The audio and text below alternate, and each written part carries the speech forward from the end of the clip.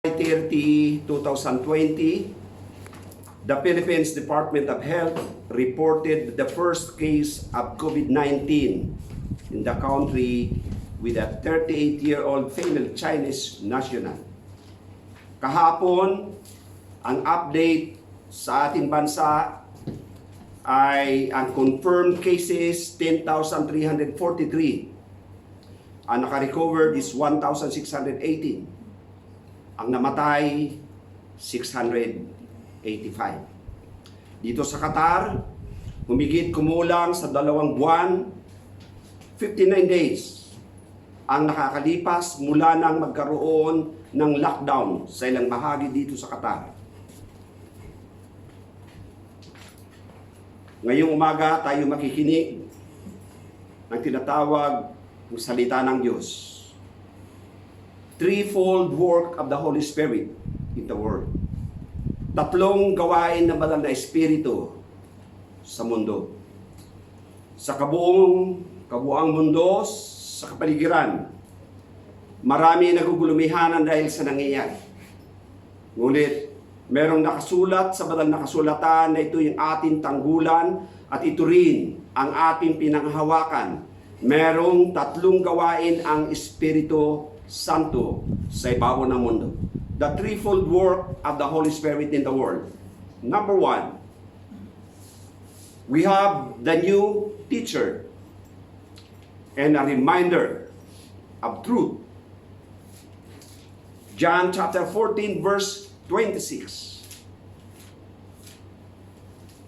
Sabi dito, but the Helper, the Holy Spirit, whom the Father will send in my name, will teach you all things and remind you of everything I have told you. So ang ating Panginoon, ayon sa kanyang sinabi, ang banal na Espiritu na ipapadala sa pangalan ng ating Panginoong Hesus, tuturuan niya tayo sa mga bagay at magpapaalala ng mga sinabi na ng ating Panginoon. Siya ang patnubay na katotohanan na siyang ipapadala ng Ama sa pangalan ng ating Panginoong Hesus. Mga salita na iniwanan ng ating Panginoon at magpapaalala at ipapaalala bilang tugon sa panahon na kahalintulad sa ngayon. Magbibigay sa atin ang banal na Espiritu na ayon na rin sa kanyang sinabi. Narito ang sinabi ng ating Panginoon ng katotohanan. Sinabi ng ating Panginoon sa mga Hudyo na nananalig sa Kanya, kung kayo'y patuloy na maniniwala at susunod sa Panginoong Hesus bilang Kanyang alagad, malalaman ninyo ang katotohanan at ang katotohanan ang siyang magpapalaya sa inyo. Ang banal na Espiritu ang ating patnubay at siyang nagpapaalala, nagbibigay sa atin ng katatagan. Siya rin ang nagtuturo sa atin, gumagabay sa araw-araw, lalong-lalo na sa kasalukuyan na merong tayong kinakaharap na suliranin. Buong bansa ay nagugulumihanan dahil sa nangyayari. Ngunit tiniyak sa atin ng ating Panginoon, susuguin ko ang Espiritu na magiging katuwang ninyo, magiging patnubay upang magpaalala sa lahat ng sinabi ng ating Panginoong Hesus, ang katotohanan ng kanyang sinabi upang tayo bigyan ng kalakasan at tayo patatagin sa bawat pangako na kanyang sinabi. Hindi na bago at hindi nagbabago ang siyang nangako. Ang pangalan ng ating Panginoong Hesus at narito sa ating kalagitnaan, kasama natin ang banal na Espiritu na nagpapaalala, nagbibigay sa atin ng kalakasan at nagpapatatag sa ating pananampalataya upang tayong lahat na nananalig sa Kanya ay manatili na nagtitiwala at hindi nagugulumihanan. Ang Panginoong Hesukristo ang nagbigay nito sa atin. At siya rin ang nagsabi sa atin, tinuturuan tayo ng ating Panginoon. Ang sabi niya, watch and pray. Tayo magbantay at manalangin. Ayon sa kanyang sinabi sa Matthew 26 verse 41, watch and pray that you will not fall into temptation. Itinuro ito sa atin ng ating Panginoon. Sa kasalukuyan, sa kapaligiran natin, iba't ibang tao ang nakakaranas ng ganitong suliranin sa kanilang pansarili. Hindi halos ang mga tao nakakalabas ng malaya dahil sa nangyayaring ito na COVID-19. Ngunit sabi ng ating Panginoon, magbantay tayo at manalangin para tayo rin naman ng mga mananampalataya, hindi tayo malaig ng tukso. At tinuruan din tayo ng ating Panginoon, huwag tayong mababalisa. Ano man nangyayari sa ating kapaligiran, malumanay na sinabi ng ating Panginoon, don't worry about your life. Don't worry what you want to eat. Don't worry what you want to wear. Ang sabi ng ating Panginoon, ihinalintulad niya. Sinabi niya si Haring Solomon, sa kanyang pagiging masagana, ni hindi siya nagdamit ng kalintulad, ng ibon, ng halaman, ng mga bulaklak sa parang, sa loob ng isang araw, malalanta. Ang ating Panginoon ang siyang nagturo sa atin upang tayo, hindi tayo mag-alala. Sapagkat ang pag-aalala hindi makakadagdag ng anumang kahit isang araw ang ating ikatatagal sa ibabaw ng mundo. Pag-aalala na nagiging dahilan na maraming kaluluwa, maraming tao ang nagkakasakit dahil sa pag-aalala. Ngunit tinitiyak sa atin at tiniyak sa atin, pinapaalala sa atin ng banal na Espiritu na ang pag-aalala sapat-sapat lang para sa araw na ito. Huwag na natin isama ang para bukas sapagkat bukas ay meron din kanyang pag-alala. Kaya marapat lamang na tayo magtiwala. Tumingin tayo sa taas. Nandoon na solusyon ng ating suliranin at problema. Kung sa kapaligiran natin, nakikita natin ang bawat kaluluwa, sila'y hindi na halos, hindi na nila alam kung ano ang kanilang gagawin. Kung ating babalikan sa ating bansa, mga kababayan natin na halos araw-araw sumisigaw ang ilan sa kanila, hindi na at halos wala na silang makain. Ngunit nakakalimutan nila na mayroon palang Diyos na buhay. Diyos na nakakakita sa lahat ng nangyayaring ito. Tinuturuan tayo ng ating Panginoon. Balik sa Kanya. Nasa Kanya ang solusyon ng bawat problema na kinakaharap ng bawat kaluluwa sa buong mundo. Ang sabi ng ating Panginoon bilang Kanyang pagtuturo, unahin natin, seek Him first and His kingdom. Unahin natin siyang hanapin at ang Kanyang paghahari, ang Kanyang katwiran. At idadagdag ng ating Panginoon ang ating mga kakailangan. Hindi na bago at hindi nagbago ang nangako. Kasing tatag at kasing tibay ng Kanyang ipinangako. Ang nangako ang ating Panginoon. Hindi niya tayo binigo at tulad ng Kanyang ipinangako sa mga alagad na una. Ang sabi ng ating Panginoon, hintayin ninyong dumating sa inyo ang ipinangako ng aking Ama na sa pagdating niya, bibisan kayo ng kapangyarihan upang kayo ay makapagpatotoo. Ito'y paalala ng banal na Espiritu sa bawat nakikinig sa umagang ito. Ng banal na Espiritu ay kasama natin. Siyang nagsabi ng katotohanan. Hindi ko kayo iiwanan, hindi ko kayo pababayaan. Bakit tayo mag-aalala? Ito ang katotohanan ng Kanyang salita. Tayo na mga nagtitiwala sa Panginoon, tayo ang dapat na magsabi sa kanila na dapat sila na magtiwala sa Panginoon. Pangalawa na tungkulin at gawain ng Espiritu Santo sa ibabaw ng mundo. John chapter 15 verse 26. Siya ang umaaliw. Siya ang patnubay. Narito ang sinasabi, but when the Comforter is come, whom I will send unto you from the Father, even the Spirit of truth, which comes from the Father, He shall testify of me. Siya ang magpapatotoo yung patnubay na susuguin sa pangalan ng ating Panginoon. Siya ang magpapatotoo patungkol sa Panginoong Jesucristo kung ano ang kanyang mga ginawa. Gayon din naman, ang sabi ng ating Panginoon bilang paalala sa atin, ang sino mang kumilala sa akin sa harapan ng mga tao, kikilalanin ko rin naman siya sa harapan ng aking Ama na nasa langit. At ang sino mang magtatwa sa akin sa harapan ng aking Ama o ng tao, ay itatatwa ko rin naman siya sa harapan ng aking Ama na nasa langit. Ang Espiritu Santo ang nagbibigay sa atin. Siya nagpapatubay. Siya ang nagtuturo kung anong dapat natin gawin. Siya rin ang gumagabay. Siya ang nag-iingat sa pang-araw-araw nating pamumuhay. Kaya napakalinaw ang kanyang sinabi. Napakalinaw na siya ang ating gabay. Siya ang ating protection sa bawat araw, sa ating pamumuhay, sa ating trabaho, sa ating paglakad, maging sa ating pagtulog tayo binabantayan. Kung tayo may luha sa ating mata, kapag tayo natulog, ang Panginoong Jesucristo, ang Espiritu Santo, pinupunasan ang bawat luha sa ating mga mata. Bilang katunayan ng kanyang pagmamahal, hindi natin nakikita, ngunit iyon ang sinasabi sa salita ng Diyos. Ganon tayo kamahal ng ating Panginoon. Ang sabi sa 15 verse 27, "In we also shall bear witness, because you have been with me." Kailan ba tayo nakasama ang ating Panginoon? Sa araw na tinanggap natin ang ating Panginoon. Siya na ang lagi natin kasama. Ang Espiritu Santo na pinagkatiwala niya, ibinigay niya bilang deposito na katunayan na kasama natin ang Espiritu ng Diyos.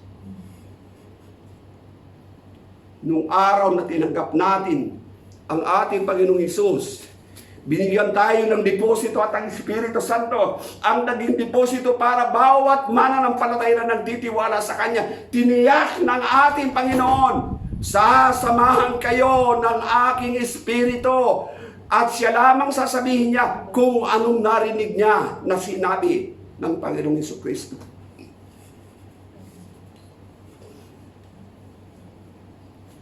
At ang kanyang sinabi bago umakyat ang ating Panginoon sa langit.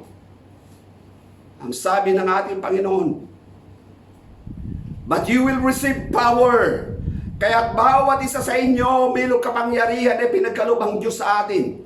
Ano ang gagawin ng Espiritu sa atin? Ang sabi ng aklat ng Gawa, chapter 1, verse 8, "But you will receive power when the Holy Spirit comes on you, and you will be my witnesses." Bawat isa sa atin ay magiging tagapagpatotoo mula sa Jerusalem, sa Judea, sa Samaria, at doon sa malalayo hanggang sa makarating tayo dito sa bansang Qatar. Ito yung lugar na kailangan natin na magpatotoo, sapagkat hindi lamang tayo iniligtas, bagkus tayo binigyan ng tungkulin upang tayo magpatotoo. Hindi tayo tinawag, hindi tayo pinili para maging huwis, bagkus tayo tinawag para maging tagapagpatotoo ng mga ginawa ni Kristo sa buhay ng bawat isa sa atin, na binago, binigyan ng Espiritu, at lumalakad ayon kay Kristo. Kaya't bawat isa na nakikinig sa umagang ito, pakinggan natin mabuti ang sinasabing ito, sapagkat dito nakasalalay ang ating lubos na katagumpayan. Kung ang lahat ng tao sa ibabaw ng mundo, wala silang malapitan, pero tiniyak sa atin ng Panginoon, meron tayong malalapitan. Ang sabi ng Panginoon, "Halika kayo na mga napapagal at nabibigatan." Hindi alam ng maraming tao na iisa lang ang merong imbitasyon na kahalintulad nito. Nag-iimbita ang Panginoong Jesucristo sa lahat ng tao, hindi lamang sa mga mananampalataya, na ang sabi niya, "Halika kayo na mga napapagal at nabibigatan sa inyong mga dalahin. Pasanin ninyo ang aking pamatok. Ito'y magaan. Ako'y maamo at kayo makakasumpong ng kapahingahan." Restless ang buong mundo. Hindi sila makatulog. Hindi nila lamang kanilang gagawin dahil sa COVID-19. Pero ang sabi ng Panginoon, kung kayo napapagal, halika kayo. Kayo'y aking papagpahingahin. Ang kapahingahan na pangako ng Diyos sa atin ay ang ating pakikiisa sa banal na Espiritu. Makakaranas tayo ng kapahingahan sa Kanyang presensya na hindi pa rin nagbabago noon, ngayon at magpakailanman. Nananatili siya. Nananatiling kasama natin siya. At hindi niya tayo iiwanan kahit kailan. Na malinaw ang gabay ng Espiritu ng katotohanan ito ang lagi nating gabay sa araw-araw nating pamumuhay. Kasama natin ang banal na Espiritu. Kaya huwag tayo na magugulumihanan. Huwag din tayo na mag-aalala sapagkat ang lahat ng nasa kapaligiran kontrolado ng ating Panginoon. Siya lamang ang ating maaasahan. Siya lamang ang ating malalapitan. Siya lamang ang magpapalakas at magbibigay sa atin ng kapayapaan at kagalakan sa ating puso at harapin natin ang ating pang-araw-araw na pamumuhay na hindi tayo nagugulumihanan sa halip nakatingin, nakatuon ang ating paningin sa isa na siyang may akda ng buhay ng bawat mananampalataya na merong tiwala sa Panginoong Jesucristo. Ang pangatlo na sinasabi, gawain ng Espiritu Santo sa ibabaw ng mundo. Chapter 16 ng Juan, verse 13. But when He, the Spirit of truth, comes, He will guide you into all truth. Tuturuan niya tayo sa katotohanan. He will not speak on His own. He will speak only what He hears. Kung ano ang narinig ng Espiritu, siya lang sasabihin niya. Ipapaalala sa atin. And He will tell you what is yet to come. I-highlight ko ito sapagkat ito ay napakahalaga na maintindihan natin ang sinasabing ito ng ating Panginoon sa verse 13. Ang sabi dito, at ipahahayag niya sa inyo ang mga mangyayari sa hinaharap. Sa madaling salita, ang Panginoong Jesucristo ay magbibigay sa atin ng kapahayagan through the power of the Holy Spirit. He will tell us what is yet to come. Ipahahayag ng Espiritu Santo ng ating Panginoong Jesus ang mangyayari sa hinaharap. Sa madaling salita, tayo muna ang kanyang pagsasabihan sa magaganap sa darating na panahon. Sapagkat ito ang kanyang ipinangako at ito'y kanyang gagawin at gaganapin ng ating Panginoong Jesucristo. Na bawat isa sa atin na tinawag at binigyan at pinagkalooban ng Espiritu Santo, itong tatlo na mahahalaga na tungkulin at trabaho ng Espiritu Santo sa ibabaw ng mundo kung bakit siya ipinadala, higit sa lahat para sa mga mananampalataya na nag-aabang, naghihintay sa Kanya.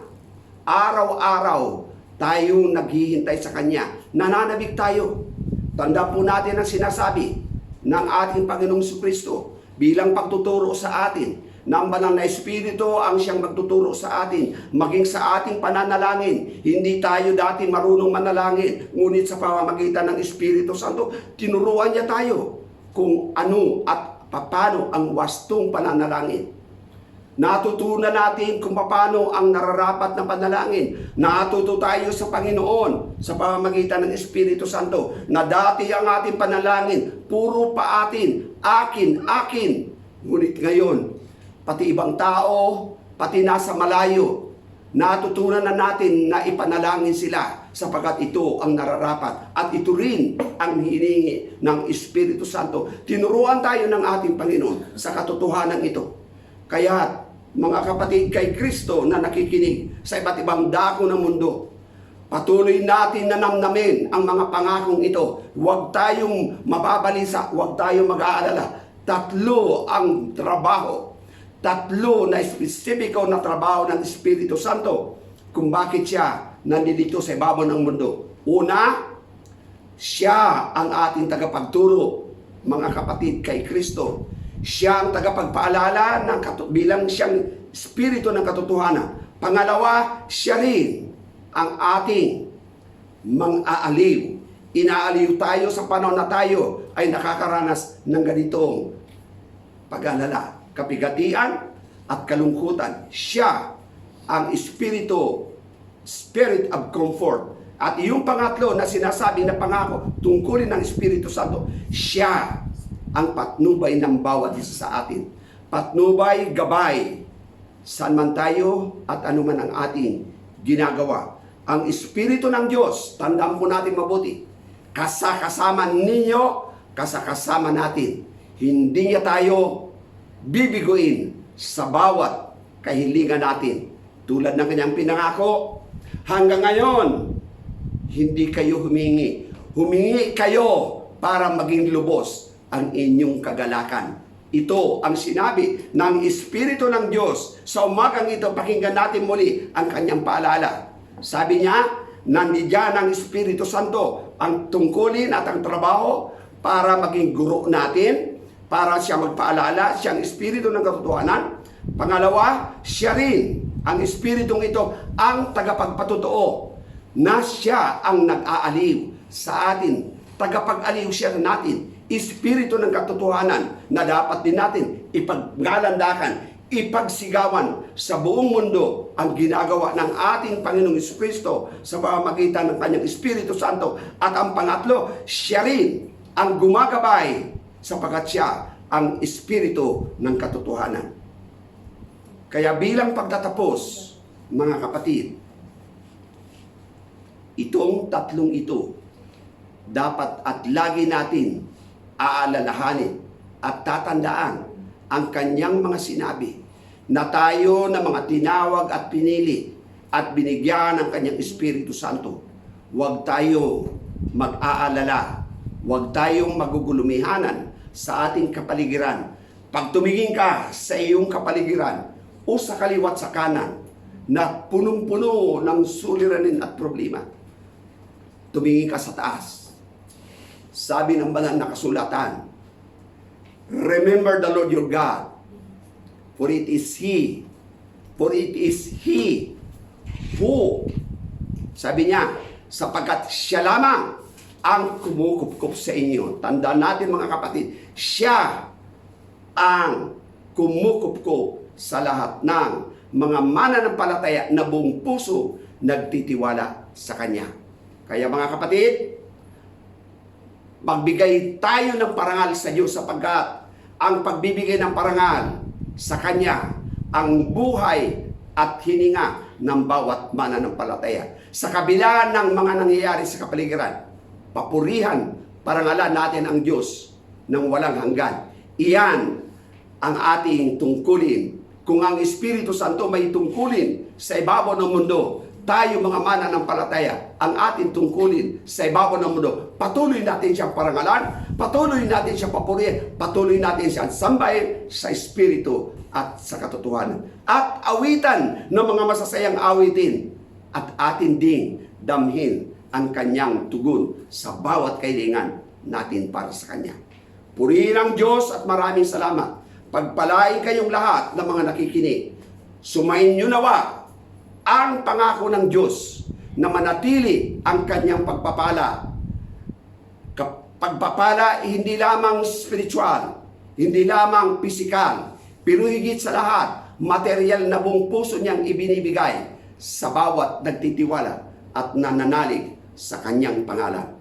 God bless you all, mga kapatid, sa pananampalataya kay Kristo Jesus. Sa inyo, sa Panginoon, ang karangalan, kapurihan, dakilang Diyos na buhay. Muli, O Diyos, sa umagang ito, binibigay ko sa inyo ang pinakamataas na papuri at parangal. Sa inyo lamang, O Diyos, ang karangalan na sa bawat kapatid ko na nakikinig sa kanilang tahanan. At tulad ng aming narinig, Panginoon, na ang banal na Espiritu na inyong sinugo upang magpaalala sa bawat pangako, bawat sinabi ninyo sa kasulatan, bawat gabay na aming nararanasan, Ito'y dahil sa tungkulin ng Espiritu Santo na narito sa ibabaw ng mundo para sa bawat mananampalataya na buong puso na nagtitiwala sa inyo. Kaya hayaan niyo, Panginoon, na ibalik po namin sa inyo, ibalik ko sa inyo ang pinakamataas na parangal, papuri, pagsamba, higit sa lahat ng pasasalamat sa pangalan ng Panginoong Hesus at sa patnubay gabay ng Espiritu Santo. Amen and amen.